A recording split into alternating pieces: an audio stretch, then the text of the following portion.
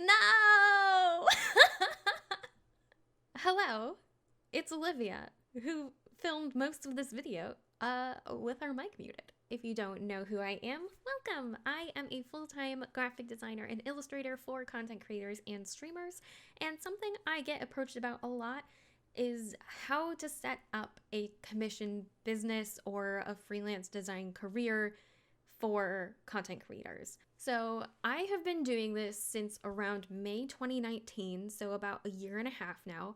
I have learned a lot in that time, and I thought today I would share with you some of the biggest things that I've learned, or rather, the biggest mistakes that I have made.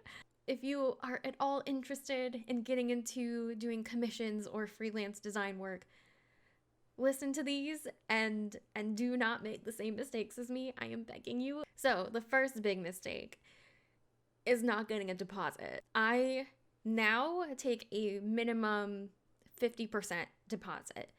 I used to have a minimum of $50 depending on how big the project was. If it went over $200, I would bump it up to $100, but I would never take more than that. Do not do that. Especially for larger projects, because you could end up doing all of the work and then having $50 to show for it if that client ghosts you, which is something that has happened to me. And better yet, for number 2, make it non-refundable. I don't have the budget to just let money sit in my PayPal account. I have bills to pay, I have plants to buy, I have my Final Fantasy XIV sub. The other reason for this is because having a spot in a queue is valuable as is. Making the deposit non-refundable also ensures that the client can actually pay for the project. Now, if you're worried about making it non-refundable because you're worried that maybe the client won't like what you come up with, remember that it is partially your client's responsibility to have done research on you and make sure that whatever you end up doing for what they want, they're going to end up liking. Next up, contracts. This is something that I don't see too many commission artists doing, especially if they do something small like emotes. Please get a contract. Please, please, please. The biggest reason is because if you are like me and you primarily use PayPal as a finance service, if you have a contract and they end up charging back, that contract serves as proof to PayPal that they signed up for that. It doesn't even have to be complicated. It can just be a page long with a couple of your policies. But the important thing is to get those policies on paper and to get the client's signature on it. Next up, sales. Please do not ever discount custom work. The only time when it is remotely okay to do this is if you are just starting out or if you want to do some new project that you want to put in your portfolio, like if you're an emo artist and you want to try doing panels. Otherwise, never. People who get custom artwork based on their budget rather than the artist are sometimes the most difficult people to work with. This is because they haven't done their research on who exactly they're commissioning. They're just looking for a good price. And that means you might end up trying to fit a square peg into a round hole, and that's no good for anyone. Now, this is totally different from offering discounts to repeat clients, referrals, or clients that you just have a good time working with.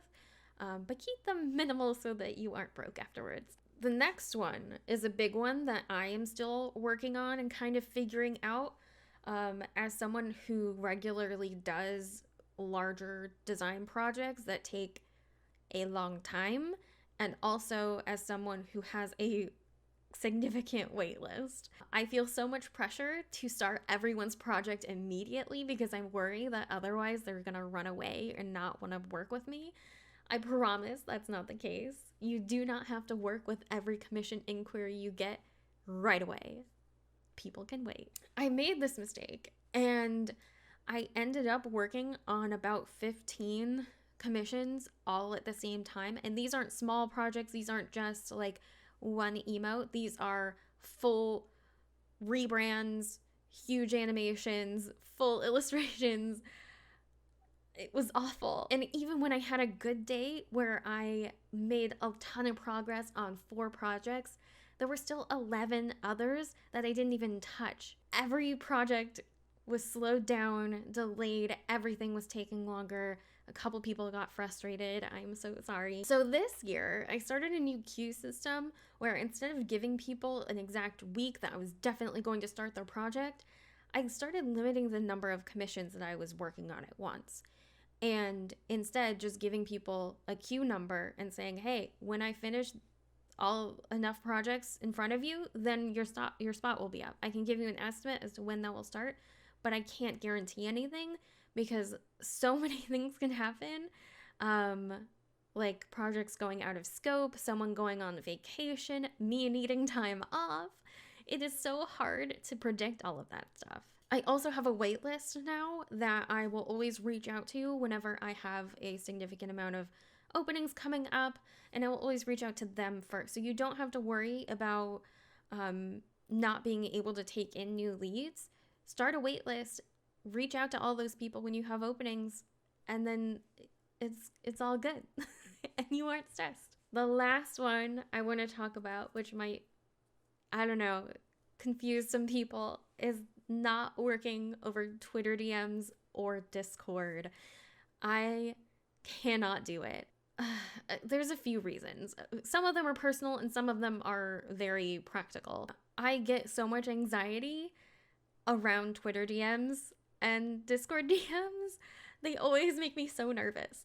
I always feel like something bad is about to happen when someone DMs me. There's also so much pressure on both me and the client to respond immediately, which is not what you want, because you want your client to have time to actually look at what you've sent them so that they can give you constructive feedback so that you can make something amazing that they will love at the end. On the more practical end of things, I have started commissions with people over Twitter DMs and then they've deactivated their Twitter account. It's great.